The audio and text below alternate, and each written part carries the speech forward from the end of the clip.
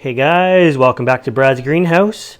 In this quick video, I just wanted to give you sort of a demonstration. I've done this before, but growing carnivorous plants on your window with nothing. I have basically eliminated all other growing apparatus around. There's no lights, there's no humidifier anymore, there's no heat pad, and you know, things are still doing good. All you really need is a sunny window. And you know, we have some difficult plants to grow here. This is Purvillii and Villardii. And look at this gracilis here. That's beautiful. Even my son has some sundew seeds growing here on the windowsill. And lots of pitchers around.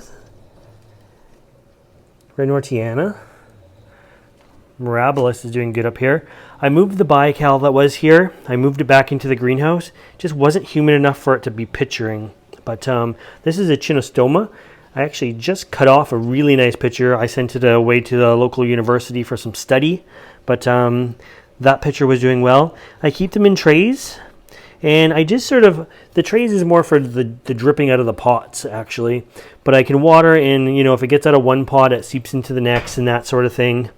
So things are really, you know, doing good here.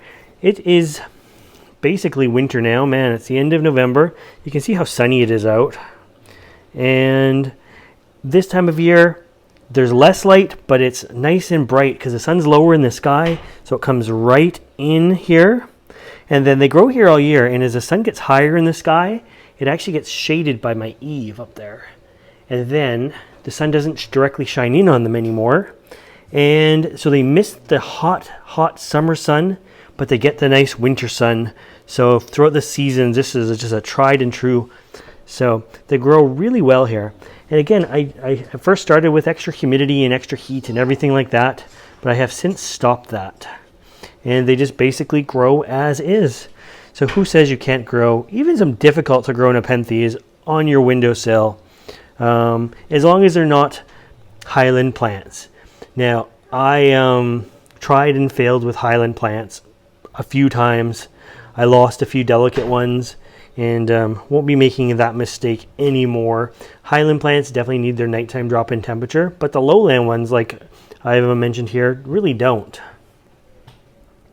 If I take you right down in and close, you can even see down there, there's a Northania. A couple little pictures on it. That one's a bit older, and then that one's a little bit newer down in there. Looking pretty good. So I'm not choosing super easy to grow species here. The Northania, Purvillii, Villardii, people all do have trouble with, and they grow in, they take a lot of care in that to grow them a lot of the times, and they just seem to be doing good here. So we don't get sun all the time. When I do get sun, it's nice and bright, but for the rest of the time, they're basically in shadow, shade, just the filtered light coming in from the windows. And this time of year, we're lucky if we even get 9 hours of daylight. So bright light is good. You wouldn't want bright light like this for 10 hours a day, but you know, 3-4 hours a day like this is fantastic for them.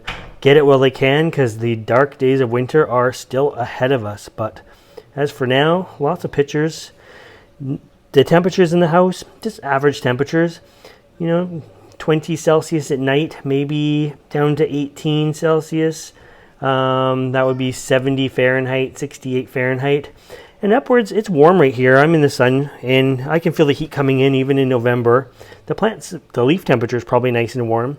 Inside the house itself, it is 24 Celsius, so that's like 74, 75 Fahrenheit.